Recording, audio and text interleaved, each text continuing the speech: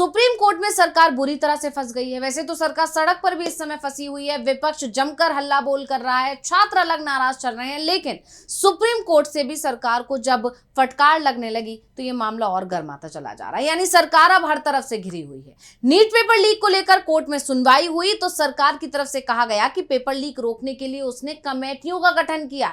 वहीं ये भी दावा कर दिया कि हमारा सिस्टम लीक प्रूफ है, कोई भी पेपर लीक नहीं हो सकता। यानी सरकार ने जो दावा सुप्रीम कोर्ट में किया वो पूरी तरह से झूठा साबित होता दिख रहा है, क्योंकि सीबीआई की तरफ से जब नीट 2026 के पेपर लीक की जांच की गई तो सीबीआई की जांच रिपोर्ट में ही सामने आया है कि 2024 और 2025 का नीट का पेपर भी लीक हुआ था, जबकि सरकार अभी भी ये मानने को तैयार नहीं है कि पेपर लीक हुआ था या ये हो भी सकता है। और अब जब सरकार सुप्रीम कोर्ट में ये कह रही है कि पेपर लीक नहीं हो सकता, हमारी बहुत पुख्ता व्यवस्था है, तो फिर 2026 में नीट का पेपर दोबारा क्यों कराया गया और क्यों धर्मेंद्र प्रधान को इस्तीफा देने के लिए मजबूर होना पड़ा? पीएम मोदी भी प्रधान को बचा नहीं पाए। और सबसे बड़ी बात तो ये है कि जब सरकार सुप्रीम कोर्ट में ये कह रही है कि हमारा सिस्टम बहुत मजबूत है, फिर वो पेपर लीक रोकने के लिए कमेटियां क्यों बना रही है, जांच आयोग क्यों गठित किए जा रहे हैं? सुप्रीम कोर्ट यह सवाल क्यों कर रहा है कि इन कमेटियों की सिफारिश पर सरकार ने क्या फैसला लिया? उसका हलफनामा सरकार दायर करे। यानी मोदी सरकार खुद अपने ही जाल में अब फंसती हुई दिखाई दे रही है। और इसी पर आज हम अपनी स्पेशल रिपोर्ट में करेंगे बात। नमस्कार, मैं हूं अंशिता।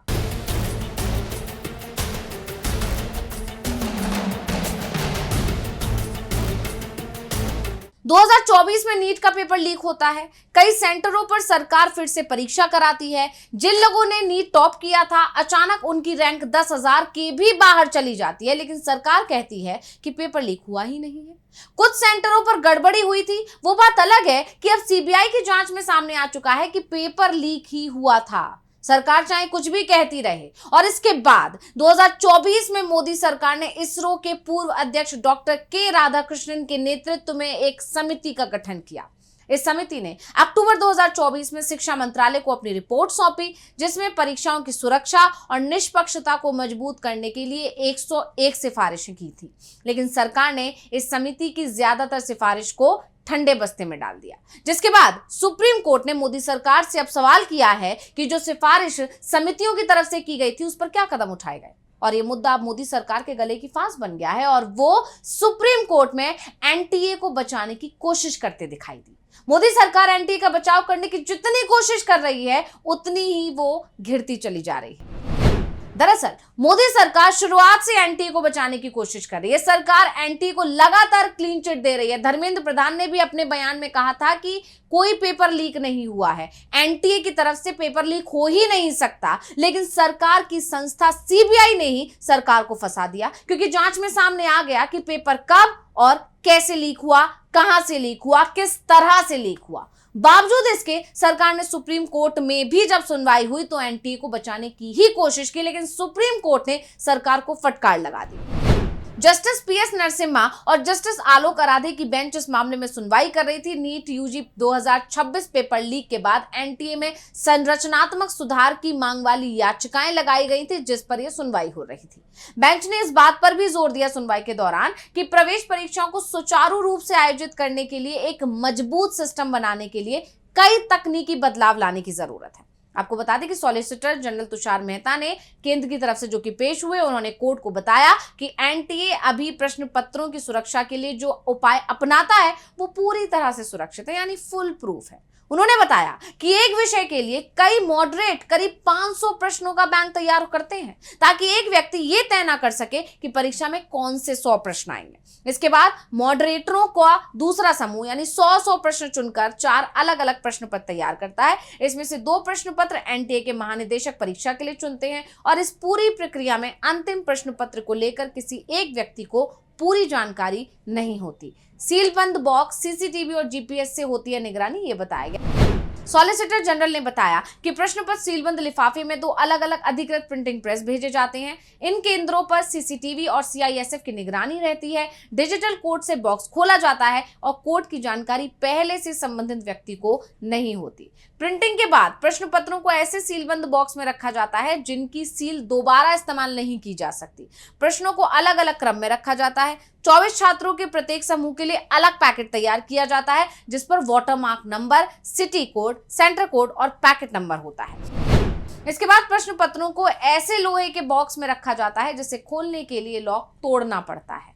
जीपीएस लगे वाहनों से इन्हें बैंकों के स्ट्रांग रूम तक पहुंचाया जाता है और पूरी गतिविधि की निगरानी नेशनल टेस्टिंग एजेंसी यानी एनटीए मुख्यालय से की जाती है। लेकिन सॉलिसिटर के बयान ने नए सवाल खड़े कर दिए कि अगर फुल प्रूफ तरीका है, चुने गए प्रश्न पत्रों को सीलबंद लिफाफों में अलग अलग प्रिंटिंग प्रेस में भेजा जाता है जहां सीसीटीवी निगरानी और सीआईएसएफ की सुरक्षा व्यवस्था भी होती है, तो फिर पेपर लीक कैसे हुआ? क्योंकि सीबीआई मान रहा है कि पेपर लीक हुआ है, सीबीआई ने अपनी जांच में खुलासा किया है। लेकिन केंद्र की दलीलें कोर्ट ने नहीं सुनी और इसीलिए केंद्र की दलीलों को कोर्ट ने नहीं सुना, बल्कि कोर्ट ने केंद्र सरकार को निर्देश दे दिया कि वो राधा कृष्णन समिति और नंदन नीलेकणी समिति की सिफारिशों को लागू करने के लिए की गई प्रकृति और उठाए गए कदमों के बारे में एक हलफनामा दाखिल करे। जस्टिस नरसिम्हा ने कहा, एनटीए को केवल एक परीक्षा के लिए नहीं बल्कि भविष्य की सभी परीक्षाओं के लिए कर्मचारियों को प्रशिक्षित करना होगा। उन्होंने कहा कि सुरक्षित कार्यालय, गोपनीय संचालन और मजबूत साइबर सुरक्षा व्यवस्था के लिए विशेषज्ञ अधिकारियों की आवश्यकता होगी। इसके बाद कोर्ट ने केंद्र सरकार को यह भी निर्देश दिया कि वो राधाकृष्णन समिति और नंदन नीलेकणी समिति की सिफारिशों को लागू करने के लिए की गई प्रगति और उठाए गए कदमों के बारे में सारी जानकारी दे।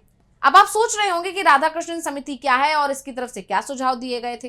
तो आपको बता दें कि राधाकृष्णन समिति ने सरकार को 101 सुझाव दिए थे, जिसमें पेपर लीक को रोकने के लिए जो मुख्य सुझाव दिए गए थे उसमें कहा गया था कि जहां पेन एंड पेपर परीक्षा जरूरी हो वहां प्रश्न पत्रों को लीक होने से बचाने के लिए डिजिटल ट्रांसमिशन मॉडल को अपनाया जाना चाहिए, यानी प्रश्न पत्र पूरी तरह एनक्रिप्टेड यानी डिजिटल रूप से सीधे परीक्षा केंद्रों के सर्वर पर भेजे जाएं और परीक्षा शुरू होने से ज्यादा 1 घंटे पहले ही प्रिंट किए जाएं।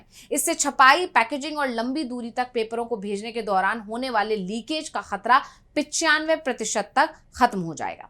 इसके साथ ही समिति की तरफ से यह भी कहा गया था कि प्रश्न पत्रों की छपाई के लिए बाहरी या निजी प्रिंटिंग प्रेसों पर निर्भरता कम की जाए, क्योंकि ये सप्लाई चेन की सबसे कमजोर कड़ी है और यहीं से पेपर लीक होने की सबसे ज्यादा संभावना बनती है। समिति की तरफ से यह भी सिफारिश की गई थी कि प्रश्न पत्रों को सील करने के लिए एक स्थायी समिति बनाई जाए। साथ ही एनटीए में नियमित और अनुभवी अधिकारियों की नियुक्ति पर भी जोर दिया गया था, जिससे हर साल होने वाले परीक्षा सुधारों को लागू किया जा सके और सिस्टम मजबूत रहे। इसके अलावा भी कई सख्त कदम उठाने की सिफारिश की गई थी, लेकिन सरकार ने राधाकृष्णन समिति की अधिकांश सिफारिशों पर तो ध्यान ही नहीं दिया। वहीं नंदन नीलेकणी समिति का गठन केंद्र सरकार ने इस साल भारत में प्रतियोगी परीक्षाओं के आयोजनों में सुधारों को पता लगाने और उनकी सिफारिश करने के लिए किया था। यानी कोर्ट में केंद्र सरकार फंसती हुई दिखाई दी। सुप्रीम कोर्ट की तरफ से कड़े निर्देश दिए गए हैं और ये पूछा गया है कि आखिर जो समिति गठित की गई थी उसकी तरफ से जो सिफारिशें दी गई थी उस पर केंद्र सरकार की तरफ से कहां तक काम किया गया है। वहीं अब इस मामले की अगली सुनवाई 3 हफ्ते बाद होगी। देखना होगा कि कोर्ट सरकार को क्या आदेश देता है। तो स्पेशल रिपोर्ट आपको कैसी लगी हमें कमेंट करके अपनी राय जरूर दीजिएगा। इसी के साथ मुझे दीजिए इजाजत। देखते रहिए डीवी लाइव। नमस्कार।